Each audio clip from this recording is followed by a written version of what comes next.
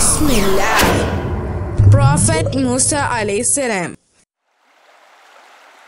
കഴിഞ്ഞ എപ്പിസോഡിൽ മൂസ നബി അലൈഹിസ്സലാമും സംഘവും ചെങ്കടലിലൂടെ ഇപ്പുറം എത്തിയ കഥ നാം പറഞ്ഞല്ലോ. അവിടുന്നവർ അവരുടെ വാഗ്ദാത ഭൂമിയായ കനാനിലേക്കുള്ള യാത്ര ആരംഭിച്ചു. അവർ പ്രവാചകനെ പിന്തുടർന്ന് വളരെ ദൂരം യാത്ര ചെയ്തു. കനാൻ സമൃദ്ധിയുടെ നാടാണെന്ന് അവർക്കറിയാമായിരുന്നു. പക്ഷേ അതിവിടെ നിന്നും വളരെ അകലെയായിരുന്നു. അവരുടെ യാത്രയ്ക്കിടയിൽ സൂര്യന്റെ കത്തുന്ന ചൂട് അവർ കേൾക്കാതിരിക്കാനായി കരുണാമയനായ അല്ലാഹു സുബ്ഹാനഹു വ തആല മേഘങ്ങളെ കൊണ്ട് അവർ പോകുന്നിടത്തെല്ലാം തണൽ നൽകി. മരുഭൂമിയിലൂടെ യാത്ര ചെയ്യുമ്പോൾ അവർക്ക് ഭക്ഷണം കണ്ടെത്തുക അസാധ്യമാണ്. ആളുകൾക്ക് വിശപ്പ് കാരണം ക്ഷമ നശിച്ചു. അവർ പ്രവാചകനോട് എന്തെങ്കിലും ചെയ്യാൻ ആവശ്യപ്പെട്ടു. പ്രവാചകൻ തങ്ങളുടെ സഹായകനായ അല്ലാഹുവിനോട് പ്രാർത്ഥിച്ചു. എന്തൊരത്ഭുതം! അല്ലാഹു സുബ്ഹാനഹു വ തആല അവർക്ക് വേണ്ട ഭക്ഷണം ആകാശത്തു നിന്നും മഴ പോലെ അവർക്ക് എത്തിച്ചു കൊടുത്തു. ഇതാണ് മന്ന എന്നറിയപ്പെട്ടത്. ഈ ഭക്ഷണം കഴിച്ച് ജനങ്ങൾ മടുത്തപ്പോൾ അവർ പ്രവാചകനോട് മാംസാഹാരം ആവശ്യപ്പെട്ടു. പ്രവാചകൻ വീണ്ടും അല്ലാഹുവിനോട് പ്രാർത്ഥിച്ചു. അല്ലാഹു അവരിലേക്ക് പക്ഷികളെ അയക്കുകയും ആളുകൾ അതിനെ പിടിച്ച് വേവിച്ച് കഴിക്കുകയും ചെയ്തു.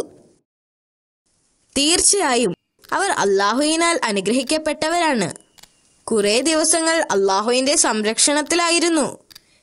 പിന്നീട് ജനങ്ങൾക്ക് ദാഹിക്കാൻ തുടങ്ങി. പ്രവാചകൻ വീണ്ടും അല്ലാഹുവിനോട് പ്രാർത്ഥിക്കാൻ തുടങ്ങി. കരുണാമയനായ അല്ലാഹു പ്രവാചകന്റെ പ്രാർത്ഥന കേട്ടു. എന്നിട്ട് മൂസ നബിയോട് തന്റെ കയ്യിലുള്ള വടി കൊണ്ട് ഒരു പാറയിൽ അടിക്കാൻ പറഞ്ഞു. അദ്ദേഹം അങ്ങനെ ചെയ്തപ്പോൾ പാറയിൽ നിന്നും വെള്ളം പുറത്തേക്ക് ഒഴുകാൻ തുടങ്ങി. ആ പാറയുടെ 12 ഭാഗത്തു നിന്നുമായിരുന്നു വെള്ളം വന്നുകൊണ്ടിരുന്നത്. അത് 12 ഗോത്രക്കാർക്ക് വേണ്ടിയായിരുന്നു. അവർക്കിടയിൽ ഒരു തർക്കമുണ്ടാകാതിരിക്കാനായിരുന്നു അല്ലാഹു സുബ്ഹാനഹു വ തആല അങ്ങനെ ചെയ്തത്. തങ്ങൾക്ക് ആവശ്യമുള്ളതെല്ലാം ലഭിച്ചുകൊണ്ടിരുന്നപ്പോൾ അവർ അഹങ്കാരികളായി മാറി. അവർ അല്ലാഹുവിനെ അനുസരിക്കാതിരിക്കുകയും ചെയ്തു. ദിവസങ്ങൾ കഴിയുന്തോറും അവർ ഓരോരുത്തരും പ്രവാചകനോട് പരാതി പറയാൻ തുടങ്ങി. അവർക്ക് യാത്ര ചെയ്ത് മടുത്തെന്നും അവർക്ക് തിരിച്ച് ഈജിപ്തിലേക്ക് തന്നെ പോവാനും പ്രവാചകനോട് ആവശ്യപ്പെട്ടു. അവസാനം അവർ പ്രവാചകനെ ചോദ്യം ചെയ്യാൻ തുടങ്ങി. കുറച്ചുനാൾ മുമ്പ് വരെ ഈജിപ്തിൽ ഫിർഔനിന്റെ അടിമകളായിരുന്നതും അല്ലാഹുവിന്റെ അനുഗ്രഹത്താൽ അവിടെ നിന്ന് രക്ഷപ്പെട്ടതുമെല്ലാം ജനങ്ങൾ മറന്നുപോയി. ഇതിൽ പ്രവാചകന് വളരെയധികം വിഷമം തോന്നി. മാസങ്ങൾ സഞ്ചരിച്ചതിനു ശേഷം അവസാനം അവർ സീനാ പർവ്വതത്തിന്റെ താഴ്വാരത്തിലെത്തി. ഈജിപ്തിലേക്ക് പോകുന്ന വഴി പ്രവാചകനോട് അല്ലാഹു സംസാരിച്ച സ്ഥലമായിരുന്നു അത്. അവിടെ എത്തിയപ്പോൾ പ്രവാചകൻ അവരോട് അദ്ദേഹം മടങ്ങി വരുന്നതുവരെ അവിടെ നിൽക്കാൻ പറഞ്ഞിട്ട് മലമുകളിലേക്ക് പോയി. പ്രവാചകൻ മടങ്ങി വരുന്നതുവരെയുള്ള ഉത്തരവാദിത്തങ്ങൾ തന്റെ സഹോദരൻ ഹാറൂണിനെ ഏൽപ്പിച്ചു. പിന്നീട് പ്രവാചകൻ മലമുകളിൽ കയറി. അത് വളരെ ബുദ്ധിമുട്ടേറിയതായിരുന്നു. അദ്ദേഹം പർവ്വതത്തിന്റെ മുകളിലെത്തിയപ്പോൾ അന്ന് കണ്ട അതേ തീ അവിടെ ഇപ്പോഴും ഉണ്ടായിരുന്നു. അല്ലാഹു അദ്ദേഹത്തോട് സംസാരിച്ചു. അവിടെ വെച്ച് അദ്ദേഹത്തിന് ഇസ്രായേലിന്റെ ഭരണത്തിന് വേണ്ട നിയമങ്ങൾ ഒരു കല്ലിൽ രേഖപ്പെടുത്തിയ ഒരു ഫലകം നൽകി. അതെടുത്തുകൊണ്ട് തന്റെ ജനങ്ങളുടെ അടുത്തേക്ക് പോകുവാനും അതിൽ എഴുതിയതെല്ലാം കർശനമാക്കാനും അല്ലാഹു സുബ്ഹാനഹു വ തആല പ്രവാചകനോട് കൽപ്പിച്ചു. പ്രവാചകൻ പോയിട്ട് ഇപ്പോൾ കുറെ ദിവസങ്ങളായിരിക്കുന്നു. അവർക്ക് ക്ഷമ നശിക്കാൻ തുടങ്ങി. അവർ ഹാറൂൻ നബി അലൈഹിസ്സലാമയെ വഴക്ക് പറയാൻ തുടങ്ങി.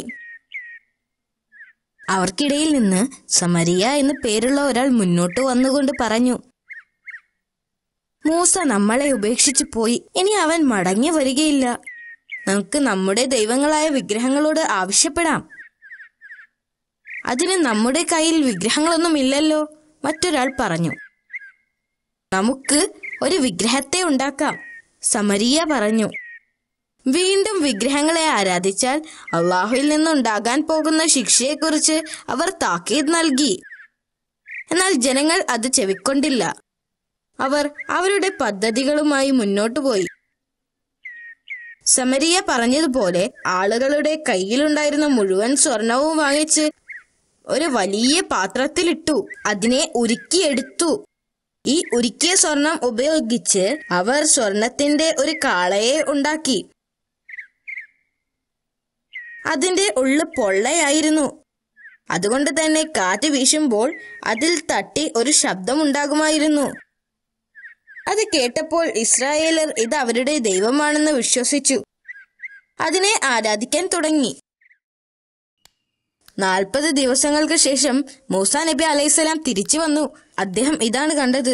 സ്ത്രീകളും പുരുഷന്മാരും കാളയുടെ പ്രതിമയ്ക്ക് ചുറ്റും നിന്ന് നൃത്തം കളിക്കുന്നതും അതിനെ ആരാധിക്കുന്നതുമാണ്. അദ്ദേഹത്തിന് ദേഷ്യവും വിഷമവും ഉണ്ടായി. അദ്ദേഹം ദേഷ്യത്തോടെ കയ്യിലുണ്ടായിരുന്ന ഗ്രന്ഥം തറയിലേക്കെറിഞ്ഞു. പ്രവാചകൻ തന്റെ സഹോദരന്റെ മുടിയിൽ പിടിച്ച് വലിച്ചുകൊണ്ട് ദേഷ്യത്തോടെ ചോദിച്ചു, എന്റെ അസാന്നിധ്യത്തിൽ ജനങ്ങളെ ശ്രദ്ധിക്കണമെന്ന് ഞാൻ നിന്നോട് പറഞ്ഞതല്ലേ? ഹാറൂൻ നബി അലൈഹിസ്സലാം തന്നെ വിടാൻ അപേക്ഷിച്ചുകൊണ്ട് സഹോദരനോട് പറഞ്ഞു, ഞാൻ അവരെ ഇതിൽ നിന്ന് പിന്തിരിപ്പിക്കാൻ ശ്രമിച്ചതാണ്. പക്ഷേ അവരാരും അത് ചെവിക്കൊണ്ടില്ല. മാത്രമല്ല എന്നെ കൊല്ലുമെന്ന് ഭീഷണിപ്പെടുത്തുകയും ചെയ്തു. അപ്പോൾ സമരി പ്രവാചകന്റെ അടുത്തേക്ക് വന്നുകൊണ്ട് പറഞ്ഞു, ഞാൻ നിങ്ങളുടെ കാൽപാദത്തിനടിയിൽ നിന്നും ഒരു നുള്ളു മണ്ണ് എടുക്കുകയാണ്. അത് ഞങ്ങളുണ്ടാക്കിയ ദൈവത്തിന്റെ മേൽ വിതറാനാണ്. ഇത് കേട്ടപ്പോൾ പ്രവാചകന് ദേഷ്യം വന്നു. പ്രവാചകന്റെ കൺമുന്നിൽ നിന്നും എങ്ങോട്ടെങ്കിലും മാറിപ്പോകാൻ സമരിയയോട് പ്രവാചകൻ ആവശ്യപ്പെട്ടു. നിങ്ങൾ ഇവിടുന്ന് പോവുക. നിങ്ങളുടെ ജീവിതം നിങ്ങൾ ഒറ്റയ്ക്ക് ജീവിക്കുക. ഇത് നിങ്ങൾക്കുള്ള അള്ളാഹുവിന്റെ ശിക്ഷയാണ്. പ്രവാചകനെ സുഖിപ്പിക്കുവാൻ വേണ്ടിയായിരുന്നു സമരിയ ഇങ്ങനെ പറഞ്ഞത്. പക്ഷെ പ്രവാചകന് കൂടുതൽ ദേഷ്യം വരികയാണ് ചെയ്തത്. പിന്നീട് പ്രവാചകൻ ആ സ്വർണ്ണ വിഗ്രഹത്തെ നശിപ്പിച്ചു. അദ്ദേഹത്തിന് അറിയാമായിരുന്നു വിഗ്രഹങ്ങളെ ആരാധിച്ചതിന് അള്ളാഹു അവരെ ശിക്ഷിക്കുമെന്ന്. അതിനാൽ ഓരോ ഗോത്രത്തിൽ നിന്നും 70 മുതിർന്ന ആളുകളെ വീതം തിരഞ്ഞെടുത്തു. എന്നിട്ട് അവർ ചെയ്ത തെറ്റിന് മാപ്പിനെ തേടാൻ ആവശ്യപ്പെട്ടു. അദ്ദേഹം 70 പേരെ കൊണ്ട് സിനാ പർവ്വതത്തിന്റെ മുകളിലേക്ക് നടന്നു. മലയുടെ മുകളിലെത്തിയപ്പോൾ പ്രവാചകൻ അവരോട് അവിടെ നിൽക്കാൻ പറഞ്ഞിട്ട് അദ്ദേഹം മുന്നോട്ട് നടന്നു. അവിടെ വെച്ച് മൂസാ നബി അലൈഹിസ്സലാം അല്ലാഹു സുബ്ഹാനഹു തആലയുമായി വീണ്ടും സംഭാഷണം നടത്തി. പ്രവാചകൻ സംസാരിക്കുന്നത് അവർക്ക് കേൾക്കാമായിരുന്നു. പക്ഷേ അവർക്ക് കാണാൻ കഴിയില്ലായിരുന്നു. പ്രവാചകൻ തിരിച്ചു വന്നപ്പോൾ അവർ അദ്ദേഹത്തോട് പറഞ്ഞു, ഓ മൂസ, ഞങ്ങൾ എല്ലാവരും അള്ളാഹുവിനെ നേരിട്ട് കാണുന്നതുവരെ ഞങ്ങൾ നിന്നെ വിശ്വസിക്കുകയില്ല. പെട്ടെന്ന് വലിയൊരു ഇടിമുഴക്കമുണ്ടായി. ഭൂമി കുലുങ്ങി വിറച്ചു. വളരെ പെട്ടെന്ന് തന്നെ അവരെല്ലാവരും കൊല്ലപ്പെട്ടു. മലയുടെ താഴ്വാരത്തിൽ നിൽക്കുന്ന ഇസ്രായേലരായ ജനങ്ങളോട് എന്ത് പറയുമെന്നോർത്ത് പ്രവാചകൻ വിഷമിച്ചു. ആ 70 പേർ അവരിൽ ഏറ്റവും നല്ലവരായിരുന്നു. പ്രവാചകൻ വീണ്ടും അള്ളാഹുവിന്റെ അടുത്തേക്ക് പോയി അവർക്ക് വേണ്ടി ക്ഷമ ചോദിച്ചു. അള്ളാഹു സുബ്ഹാനഹു തആല അദ്ദേഹത്തിന്റെ പ്രാർത്ഥന സ്വീകരിച്ചു. മരിച്ചുപോയ ആളുകളെ ഉയർത്തെഴുന്നേൽപ്പിക്കുകയും ചെയ്തു. ഇസ്രായേലരിൽ കുറെ പേർ അള്ളാഹുവിന്റെ ആജ്ഞകളെ ധിക്കരിച്ചു. ജനങ്ങളുടെ അവഗണനയും നിഷേധവും കാരണം പ്രവാചകന് വളരെയധികം ബുദ്ധിമുട്ട് അനുഭവിക്കേണ്ടി വന്നു. അവർ ചെയ്ത പാപങ്ങൾ കാരണം അള്ളാഹു അവരെ ഒരിക്കലും കനാനിലേക്ക് എത്തിച്ചില്ല. മരുഭൂമിയിലൂടെ അലഞ്ഞു തിരിഞ്ഞ് ക്ഷീണിതനായ ഹാറൂൻ അലൈഹിസ്സലാം ധാരാളം ബുദ്ധിമുട്ടുകൾ അനുഭവിക്കേണ്ടി വന്നു. വർഷങ്ങളായുള്ള യാത്രക്കൊടുവിൽ അദ്ദേഹം വഫാത്തായി.